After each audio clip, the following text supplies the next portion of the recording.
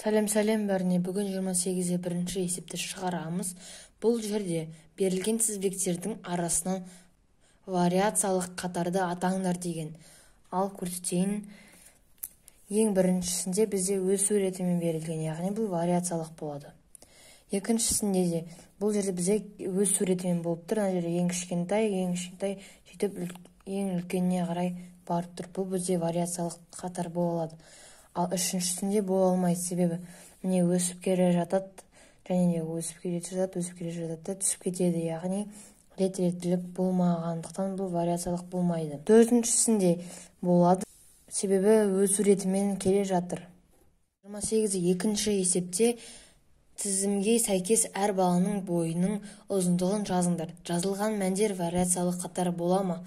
Жауаптарыңды түсіндіріңдер деген. Бұл жерде кішкене түсініксіз, себебі бұл жерде біз өзіміз құрастыруымыз қажет сандарды. Бір кез келген сандар қояйын. Мысалға 150 адам бір баланың бойы реті. 151, 149 дейін мысалға. 111 дейін мысалға. 145, 152 дейін. 153 деп жазайын. Біз бұл жерде әр баланың бойының ұзындығын жаздық. Енді жазылған мәндер вариациялық қатар бола ма екенін жазайын. Бұл жерде бізде бола алмайды, себебі сандар рет-ретімен берілмеген. Өсу ретімен немесе кему ретімен берілуі қажет. Мінекей түсініктемесін жазып қойдым. Вариациялық қатар бола алмайды бұл жерде сандар, себебі әр вариантта рет-ретімен болу қажет, яғни өспелі немесе кемімелі болу керек. Ал бұл жерде өсіп те тұр, кеміп те тұр. 28-де үшінші есепте Астана қаласына 9 қарашадан 19 қараша аралығындағы ауа температурасының қатары берілген.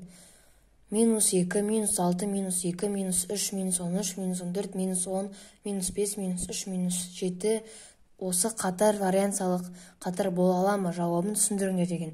Бұл жерде өзіңіз оқып көрсеңіздер, бірден түсінесіздер. Вариациялық қатар бола алмайтын түсінесіздер. Себебі рет-ретімен болмаған.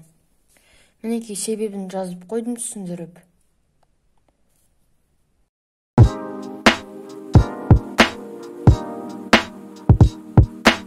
Төртінші есеп, бұл жерде тізбек берілген, және де бұл тізбек вариациялық қатар бола ма екенін сұралған, және де ең көп қайталанған варианты, ең аз қайталанған варианты, және де ең кіші вариантыны, ең үлкен вариантын жаз деген. Ал көрсетіп жазып қояйын. Қарап отырсақ, бұл жерде бізде сандар өсіп келе жатыр, яғни 1, 3, 4, 5, 6, 7, 8, 9, 11, 12, яғни вариациялық қатар бола алады.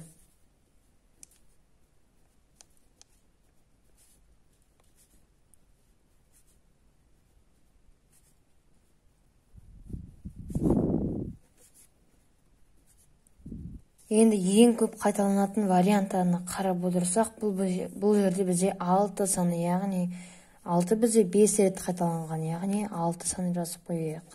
Ең аз қайталанатын варианты бұл бізде 8 саны, бір-ақ рет қайталанған. Ең кіші варианта ол бізде 1 саны мына жерде. Ең үлкен варианта ол 12 саны.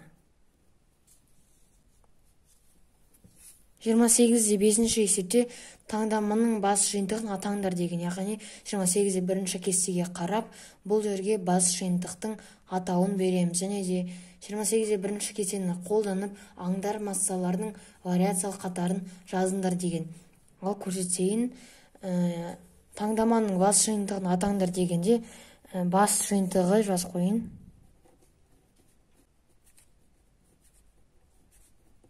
Міне бас жиынтығы жазып қойдым.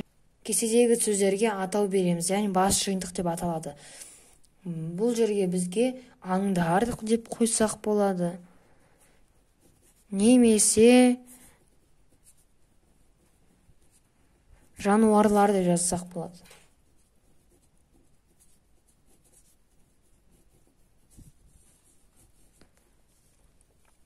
Бұл жерде вариациялық қатарды жазып көрсетейін. Ең біріншісі 3,5 болады килограмм.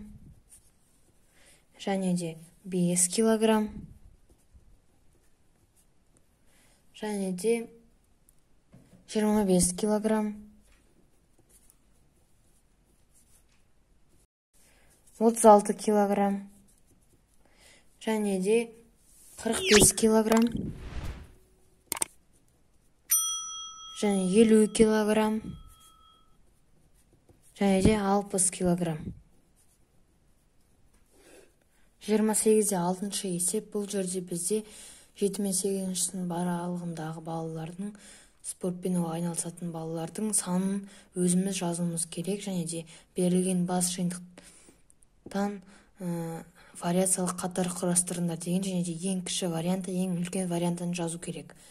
Ал көрсетейік, мысалға 7-ші сыныпта волейбол мен шұғылданатын бала санын мысалға 2 деп жазып қойық, баскетболдікі 3 деп жазып қойық, жүзудікі мысалға 1 деп жазып қойық, жеңіл атлетика мысалға 4 деп жазып қойық, теннистікі мысалға 2 деп жазып қойық, футболдікі 5 деп жазып қойық, гимнастиканыкі мысалға 4 деп жазып қойық, күрестікі 6 деп жазып қойық. 8-ші сыныптікі волейболдыға мысалға 1 деп жазып қойық, баскетболға 2 деп жазып қойық, жүзуге 2 деп жазып қойық, жеңіл атлетикаға мысалға 3 деп жазып қойық, теннисқа мысалға 1 деп жазып қойық, футболға 6 деп жазып қойық, гимнастикаға 3 деп жазып қойық, күреске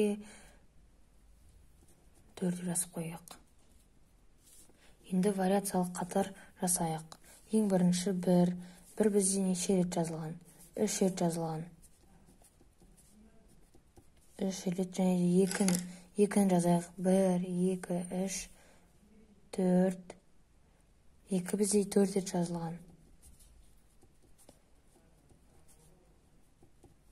Енді 3-ті жазайық. 1, 2, 3. 3 бізде 3 рет жазылған екен. Келесі 4-ті жазайық. 4 бізде 3 рет жазылған екен. 5-ті жазайық. 5 бізде тек қана 1 рет қана жазылған. 6 бізде тоже 1 рет қана жазылған. Енді ең кіші варианты бізде 1, ең үлкен варианты 6. 28-де 8-ші есепте 28-де 3-ші кестенісін толтырыңдар деген. Ал көрсетейік, x-тің орнына -1-ді қойсақ, y-тен 2x азайтылған 1-де бізде шығады -3 саны, мұнда 1 саны, мұнда жерде -2 саны шығады. Мына жерде 1 болады, мына жерде 1 болады, мына жерде 2 болады.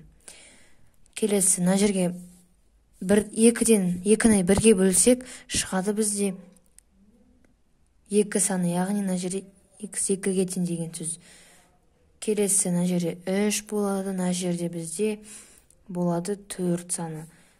Келесі, мінекей осылай жазып қойдым. Бұл жерде мен өзім тез жазып тастадым, сіздерге ыңғайлы болсын деп. Енді сіздер өздеріңіз қарап түсініп алсаңыздар болады. Егер де видео ұнаса, менің каналыма подписаться етіп, мені қолдап, лайк басып, және де пікірлеріңізді жазып кетіңіздер. Осы видеоны до конца көрдім деп. Сау болыңыздар, сіздермен бірге болған айым.